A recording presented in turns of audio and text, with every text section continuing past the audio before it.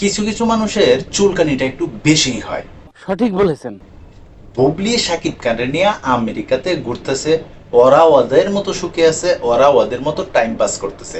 আর বাংলাদেশের কিছু দুষ্টু পোলাপান ওরা অপেক্ষায় আছে অপু বিশ্বাস কখন ফেসবুকে একটা পোস্ট দিব।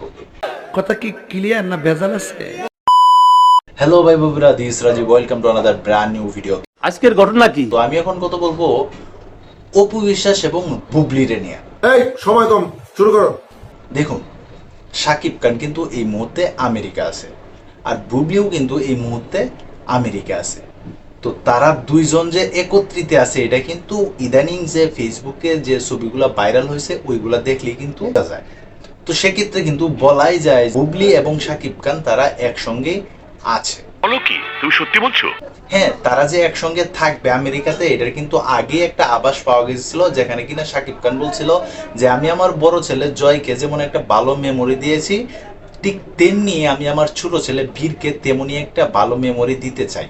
আর যেহেতু বুবলি আমেরিকাতে আসবে, সেই সঙ্গে আমাদের কিন্তু একসঙ্গে দেখা হইতেও পারে। মানে ইশক, প্রেম, ভালোবাসা। What is love? তো এই বিষয়টা নিয়ে কিন্তু অনেকেই আলোচনা করতেছিল, কারণ আপনাদের অবশ্যই মনে আছে লিডার আমি বাংলাদেশ ওই সিনেমাতে কিন্তু একটা গান ছিল সুরমা সুরমা। ওই গানটার মাঝে কিন্তু একবারের জন্য বুবলি শাকিব খানের হাত ধরে নাই, এমনকি শাকিব খানেও কিন্তু বুবলির হাত ধরে নাই।